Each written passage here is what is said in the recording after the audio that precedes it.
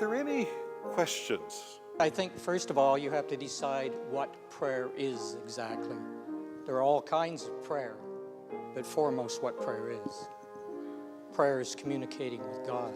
It's conversation. So part of what we need to do in this parish, as we look at the answers, is to be clear on what prayer is. Because if you don't know what that is and what its purpose is, then what's the point of it? Thank you.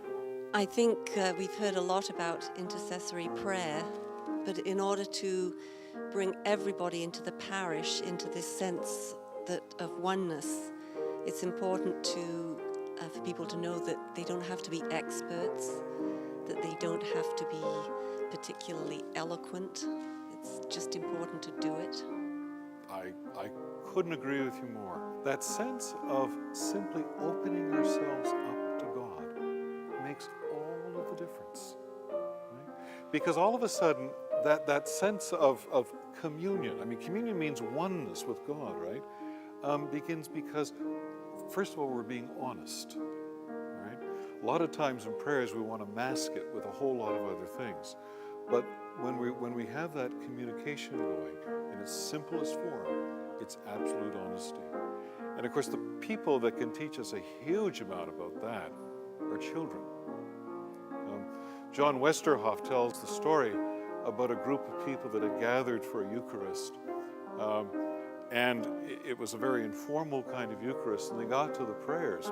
And a child who had actually been playing in the church, not sort of part of the worship, just playing over in the corner. They got to the prayers, and there was a pause, and the little one said, "My father needs prayer, but he won't tell you."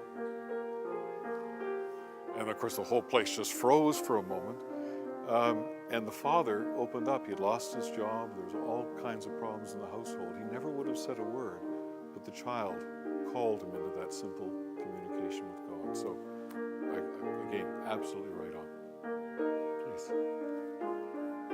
Well, that's something that I think that has to be addressed. What you just said it sounds very simple and very angelic, a young child saying, and it came up in a very positive way. But I think we also have to be aware that in some intercessory prayer, it becomes a good form for gossip. And I think that should be addressed too. That it's an opportunity, and I've gone to prayer workshops that this has been addressed, that a lot of good Christian people are, using that too and I know a lot of people have been turned off the church because of it. Sure. Intercessory prayer, of course, is not to further our political ambition or our political aims, no matter how. Or to gossip on friends. Or to gossip on friends. Mind you should have been in the parish the day the person who was leading the prayers got the sick and the dead mixed up. Now that caused a commotion. I didn't know he died. Did you know he had died? We got that one straightened around in a hurry. But again, if prayer is communication to God, and if you're leading the prayers on behalf of the whole community, there's no room for self in terms of, there's self in terms of creativity, of course, but no room for self in terms of, I'm going to direct the prayers in this way so this community will think about this. Lots of mistakes are made that way. I'm going to tell this congregation, they're going to pray well this day because I'm going to make sure they know how to do it. Won't work, because it's not the prayer of the whole. I didn't mean that. I meant if you know of someone who is having a problem that, it's a way of gossiping. Of naming it. Yeah. The sense about using prayers as a means of gossip, as a means of informing, is a very difficult way of praying. Because sometimes our motivation is really keen. I want everybody to know it's Clara's birthday today. Except maybe Clara doesn't want everybody to know it's her birthday today. And so we begin sharing information that truly isn't appropriate. There's some interesting questions who surface around the privacy laws now and what we can and cannot say, even in prayers. So perhaps government rulings will be a source of control in terms of gossip in the prayers. I just wanted to reply to this lady's comment about gossip. In our daily intercessions for the sick and for those in need, we do not give last names. I understand that's more or less a protocol. That certainly has become the norm for most places, I think, now, that only first names are used, and illnesses. God knows the last name. That's right. And I a couple of times too, in communities that I've been involved in, if you use the first name, it would be extremely obvious who that person was. And so at times in talking with people, I've said, tell me what your second name is or your middle name. And I've put that in the prayers so that they know that they're being prayed for, but it's not, because their unique name would indicate who they were. So a very simple trick, but another way of being able to be inclusive for the whole community. Yes, at the back, John. We're talking about intercessory prayer and private prayer. How about all the church prayers that you say by rote? How could anyone help the congregation to understand that what they're saying are really prayers? The question is, I think, centered on the formal prayers of the church. And when they become almost rote to people, have they lost their meaning? Are they less meaningful? Are they not as important in that sort of thing? Is that the nature of the question? There's no one good answer to this. First of all, of course, the question would be centered initially on the Lord's Prayer. I mean, I wouldn't even want to hazard a guess how many times every one of us has said the Lord's Prayer in our lives. I mean, it would probably be in the millions. And yet, piece by piece, you take that prayer apart, and you could spend a whole day just thinking about our Father and what that means in terms of the Lord's Prayer. First of all, the challenge, I think, is to the individual to not let it simply become rote. Every prayer won't be effective every day. That's absolutely true. But by taking the time and praying it carefully and not simply waltzing through it is the first step. Number two, it's the responsibility of the church itself, so that good liturgy is maintained so the prayers contribute to it, as opposed to how fast can we get through all of this stuff to get out, right? So we get to brunch and the like, right? Third thing is the responsibility of the pastor, the preacher, and the leaders of worship. Right? Preaching about those prayers, calling to mind what's at the heart of those prayers. Why has that prayer been in our prayer book for 400 years? Because it's touched people's lives. So there's an individual responsibility not to allow it to become too flippant.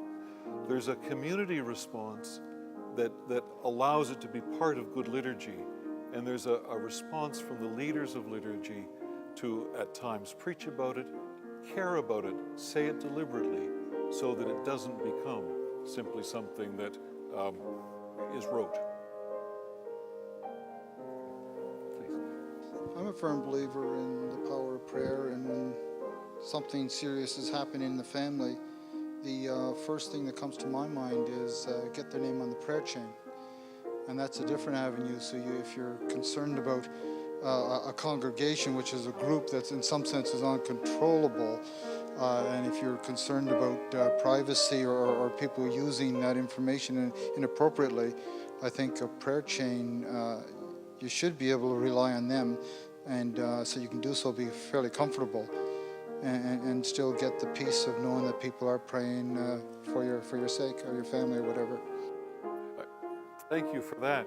The part of the problem with prayer chains and other things that we always need to be conscious of is the person who's coming into the community for the first time. Back of the bulletin, prayer chain. Do they say the rosary here? I mean, it's prayer chain, so that if you're going to have prayer chains, a good explanation of it, maybe every other Sunday in the bulletin, how people can access it, Explain that if you do call and you'd like prayer, you don't have to name a name, or so that people become familiar with it. That's the kind of thing I was saying, that we stick it on the back of the bulletin and forget about it. Where if we move it up front, it becomes that permanent part of the life of the community. And that's the kind of change that I'm looking for in prayers. So that Sunday by Sunday, I look at a bulletin and say, that, of and by itself, an announcement doesn't mean they take prayer seriously, but they're saying in their communication that it's an important part of the life of this church. In this section, we begin to look at the question, what is prayer?